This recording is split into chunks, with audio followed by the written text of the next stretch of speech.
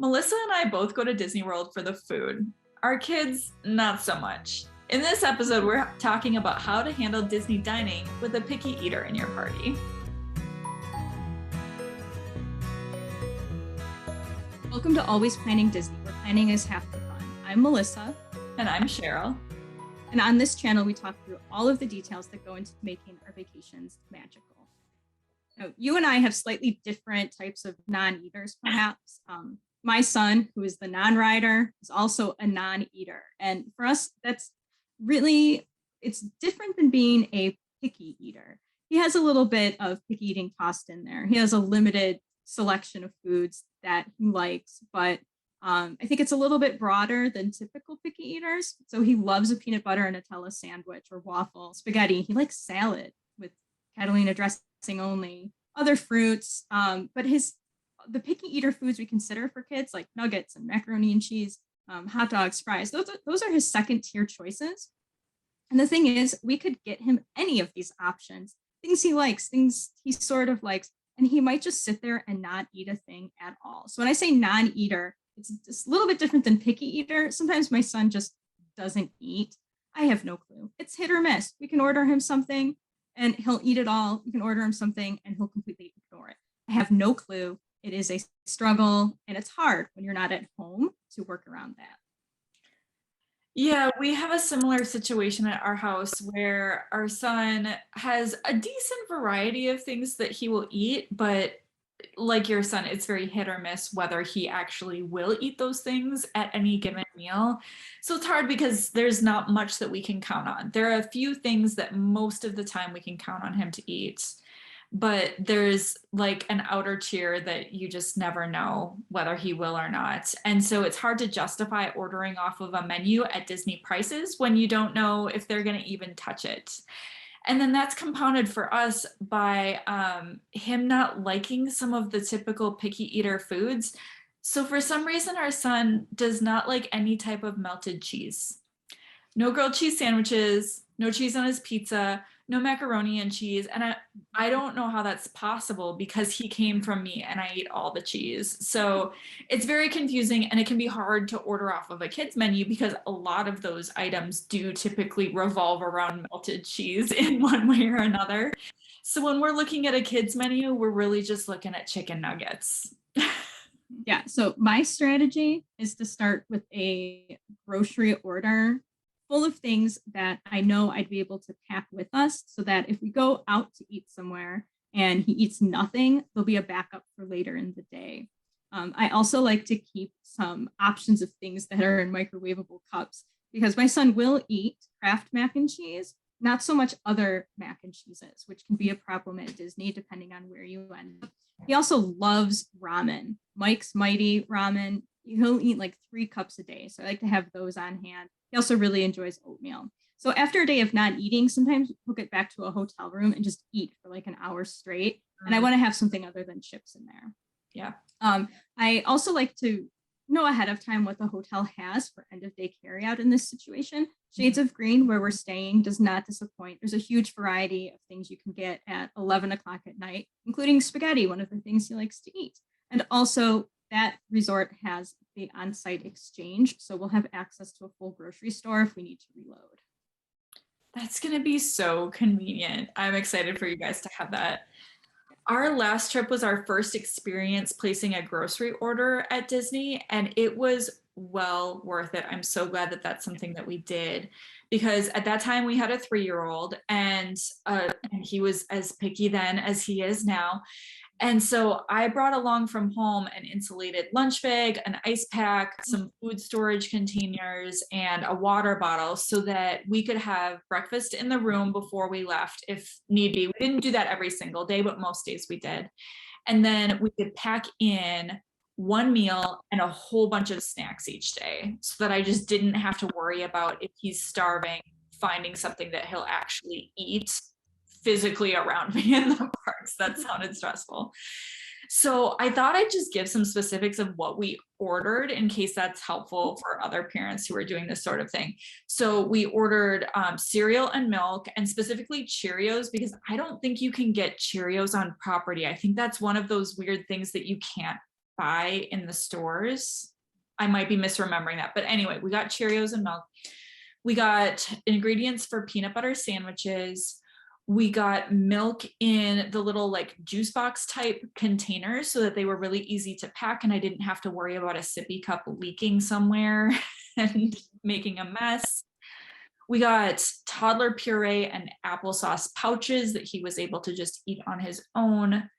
Carrots, strawberries, bananas, all very safe fruits and vegetables for him that he'll eat most of the time. Some crackers, which if he had his way, he would just subside on crackers. Like that's all he would eat. And then yogurt, which at the time was like a bedtime snack every evening for him. So that's what we had on hand. We had more than enough food for the week. We didn't end up going through everything, but we weren't too far off the mark either. And it was really great because we were in a DVC villa and we had a full-size kitchen in that villa that was like bigger than some apartments that we've had in the past. So I was able to prep everything each night so that it was just ready that we could grab it in the morning as we were heading out to rope drop. So that was wonderful. And if our son is as picky when our next trip comes around as he is today, which is likely because it's less than a year away, we'll likely do the same thing. I didn't want to, and I think I said on this channel last summer that I wasn't going to, and I've changed my mind. I'm going to do it again. So we will also do the same thing. Every day I leave the hotel with 1 or 2 peanut butter sandwiches on hand because I know he will eat it and I have it any moment throughout the day when he's ready. I know I have it on hand and he will eat it and we will survive. So I partner leaving with packed snacks with doing a cost benefit analysis of any table service choice. We usually plan 1 table service per day or most days. Sometimes we want to have flexibility, so we won't necessarily book a table service. But when I'm picking those, I do like to see if I can find one where all 4 of us will have something we really want to eat. These are few and far between. So sometimes I have to settle for something that will please 3 or 2.5 of us. Sometimes my daughter is only like halfway on board with menus. But if there's another positive to the experience, like if my son has something he'll eat in the park, like that sandwich, and the table service has enough of a cool environment to it, or it's something I really, really, really want to try, then okay, that's fine. We'll do it, even though I know we're going to sit there and he will eat nothing. So between packed sandwiches, a little menu research, a little bit of thought time, and honestly, a lot of saying, just forget it, screw it. We get through. He hasn't, starved on a Disney trip yet. That's the thing. They might not eat the same as they eat at home, but they're not going to go hungry, and it's all different anyway, right? Like their schedules are different. You're in this crazy stimulating environment. If food is a little different and they do wind up eating too many peanut butter sandwiches one week, they'll be fine. So I don't know. That's how I feel about it anyway. So we had the quick service dining plan last trip, and that was very strategic because our son was young enough that we did not have to buy it for him. He was 2 years old at the beginning of the trip. We had never had the dining plan before, and we wanted to kind of try out whether it was worthwhile for us. And it was a lower risk way to do that because we weren't paying for our kid who barely eats to have a quick service dining plan. So he shared off of our plates throughout the trip. He also had plenty of like snacks and things that he either shared or didn't throughout the trip. And we only did 2 table service meals just because we were trying to make the most of our dining plan. So one of those was at Skipper Canteen, and we packed a lunch in for him because we weren't going to try to order off of that menu for him. We wanted to try things that were more interesting and not have to like split chicken nuggets with our kid. And then the other was a character breakfast at Tusker House, and he was very happy to have Fruit Loops and Simba waffles there. And I think that's, I mean, like you say, sometimes you're not getting your money's worth with the food, but if it's otherwise a worthwhile experience, I think that cost benefit analysis is really important to consider for yourself, not just with the actual food that you're consuming, but the entire dining experience. So next trip, we are not planning to do a dining plan if they come back. And again, I think I'm taking back words that I said last summer on this channel, but we've changed our minds there. We've thought about it a little bit more, and it's not going to be quite the right fit for us this trip. And I have no shame packing in food that my kid will actually eat so that we can enjoy some fun table service meals. Like, I would rather guarantee that he's going to eat his peanut butter sandwich than order overpriced chicken nuggets that he may or may not touch. Yep, same. And so we rely on quick service a lot where we can piece together things that will feed all four of us. And it's really easy to split. Or my daughter, who's technically a Disney adult, still sometimes prefers things on the kids' menu. And at quick service places, you still pay kids' menu prices when you order off the kids' menu. Right. Whereas at a table service, ordering off the kids' menu, they'll upcharge you to the adult price, which is good to know before you head in. Yeah. I'd like to run through the parks to share with you some of the things I'm thinking of and get your feedback. All right, so over at Magic Kingdom, I've always been excited of Sleepy Hollow because they have that Nutella waffle, which is already a daily food for my son. I know I can get one for him at any time because it's quick service. I love having it there. This is a great go-to. Everybody enjoys it. It's also huge. It's affordable given how much food you get. Love Sleepy Hollow, love the Nutella waffle. For table service, every restaurant usually has those kid-friendly options. You know, it's Disney, but like we mentioned before, our kids don't always like those foods, and it's 50-50 if my son will even eat it, which means I have to pick something that stands a better chance or something we can take with us, and maybe he'll eat it a little bit later. In 2020, during our last trip, I paid $40 for a fixed price kids meal at Be Our Guest. And the only thing he ate was the gray stuff at dessert. So I don't know. I guess I paid for the excitement he had at painting his own chocolate chip cup at dessert, which is a wonderful offering. But I don't know if it was necessarily worth the $40. And in fact, my son slept through nearly the entire meal. So he missed the experience just being splayed out, snoring on a bench. So next trip, I'm thinking if we do table service in Magic Kingdom, it's a little controversial, but I think we're going to do Tony's Town Square. I've never been there, and it seems like most of the negativity surrounding this place is just because it's middling Italian food. It's not that good. Well, that's perfect for us because my kids love average Italian food.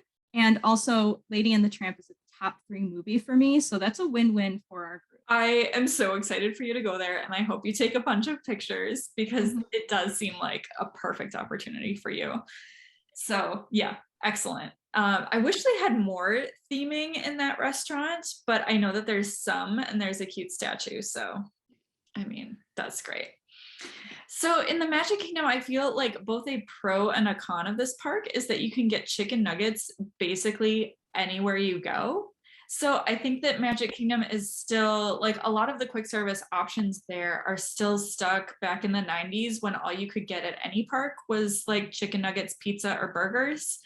And there's just not the variety of food in terms of like actual meal options at Magic Kingdom as there is elsewhere. So we find ourselves doing more snacking around this park.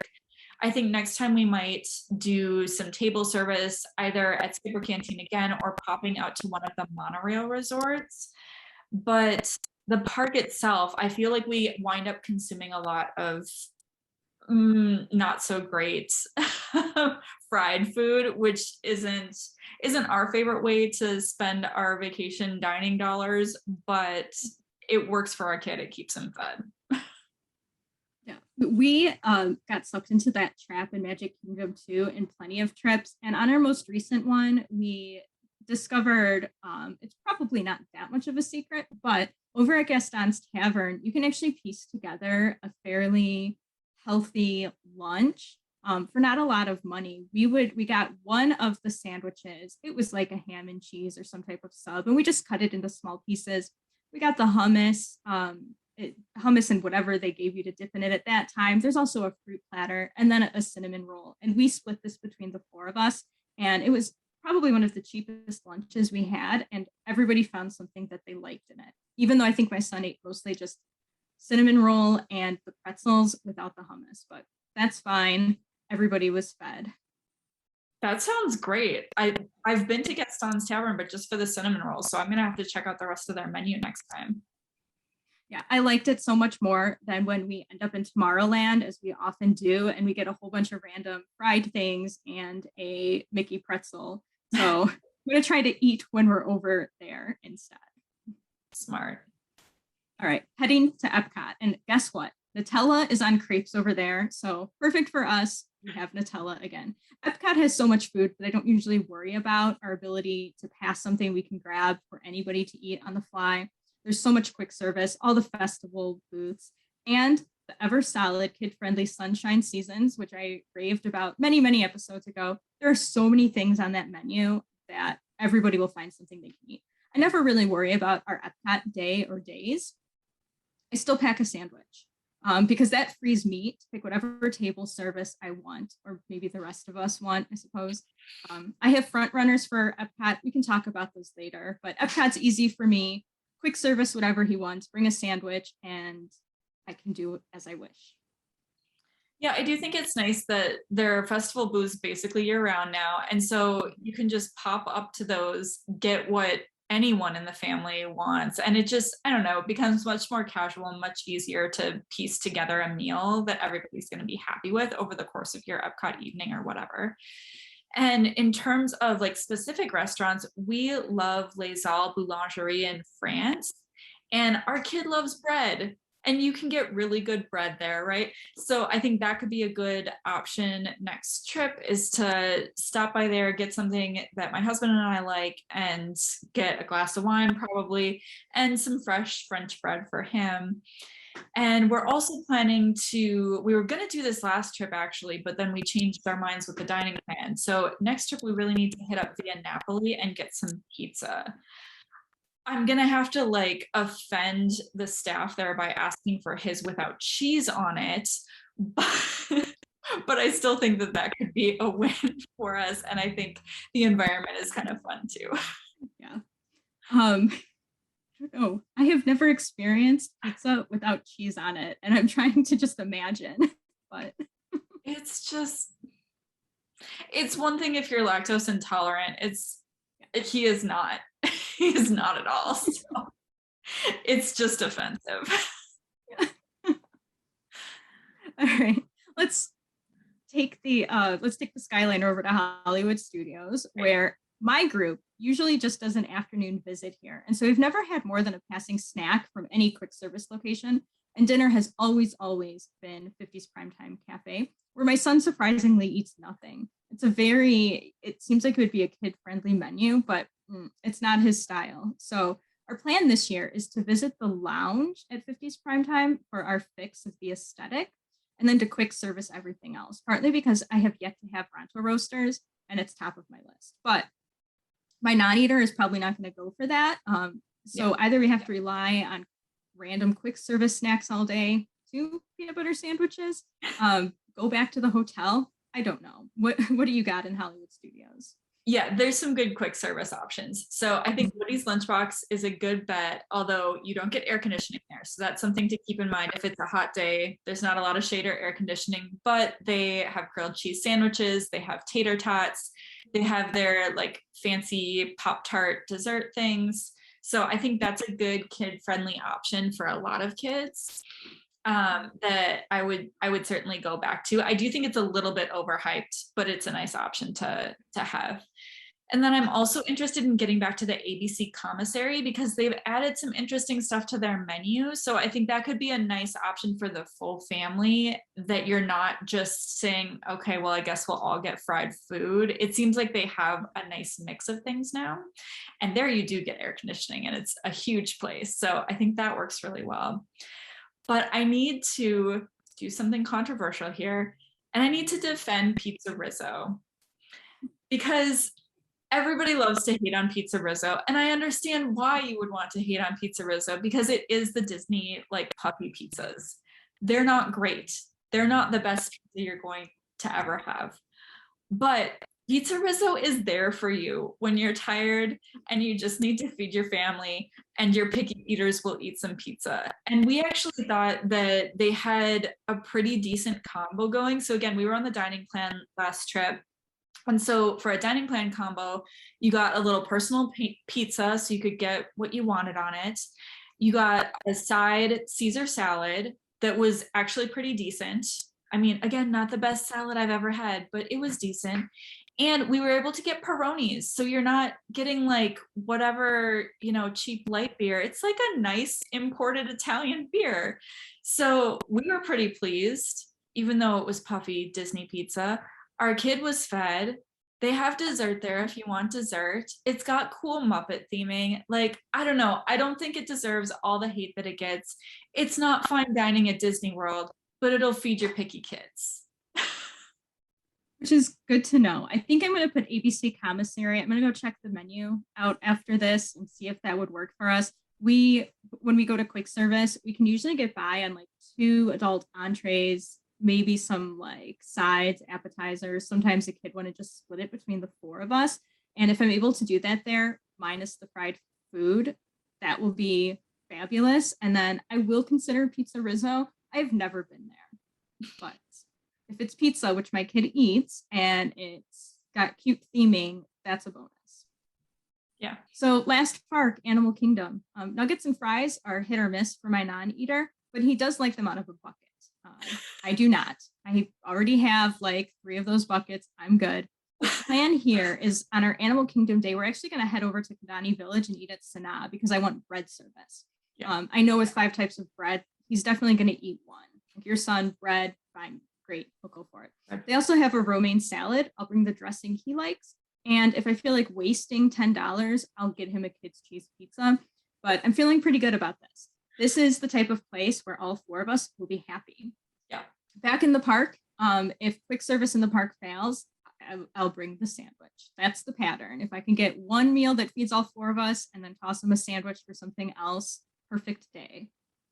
I completely agree with you. That's how you do it when you have a picky eater in your party.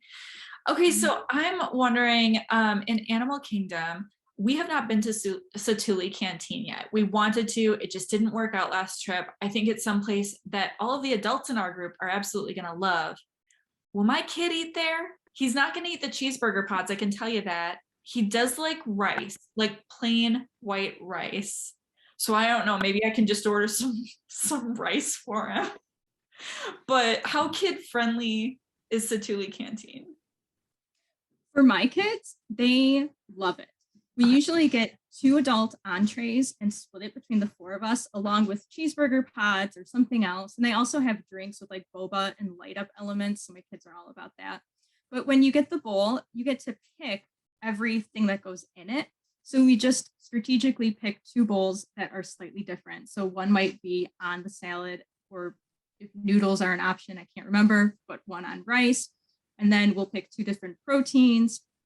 So that way, when they come to us, they are layered nicely, and it gives you the opportunity to sort of scoop things out separately. So you can totally get a scoop of plain rice. We did this for my son. We scooped out just the protein that he liked. So a couple of the pieces of chicken. The sauces come on the side in little cups, so you can manage that yourself. It takes a little bit of, finagling to piece together something for a picky eater, but you can totally do it because you have complete control over what goes into that bowl. Okay, that sounds really, really good. Like that sounds like an option that's not fried food and not a peanut butter sandwich that he would actually eat. So that's great, because I was starting to, think through the options at Animal Kingdom and worry that it was going to be another nugget park for us. But yeah, okay, that sounds like it'll work. Thank you. I have the same thing there because I really like barbecue, and so Flame Tree is great for me. And really, the rest of my party either isn't going to eat it, or they're just like about that type of food. And so it's hard to find those places that work for everybody. And Satuli Canteen definitely works for all of us, at least. Okay, and it was on our list anyway, so that's fantastic. All right. Let's head over to the hotels and also Disney Springs. So really, my Animal Kingdom table service was technically a hotel, but for me, it's Animal Kingdom. It's part of the day. Sure. So our other hotel mainstay is Ohana, because everybody in my family, my son included, will eat the crud out of those noodles and chicken wings. And so I am pleased. Ohana, all 4 of us adore it. The family style is a wonderful option because when you eat all those noodles, they'll bring you more, no problem. So Ohana is our favorite place to eat at a hotel. It also works really well on that Magic Kingdom day where you don't always have the best food options in park. You're just a monorail ride away from something excellent. Okay, I need more about Ohana as well. So, two questions. First of all, do you just skip some courses at Ohana that are like not appealing? Because I was watching a vlog about it and seeing what all of the courses are. And because some members of our group were saying like, oh, we want to go to Ohana next trip. And I thought, great, I've wanted to go to Ohana for a long time. So I watched this vlog to see what the courses were. And it's like, most of my group is not going to eat peel and eat shrimp. Like that's not gonna happen for them.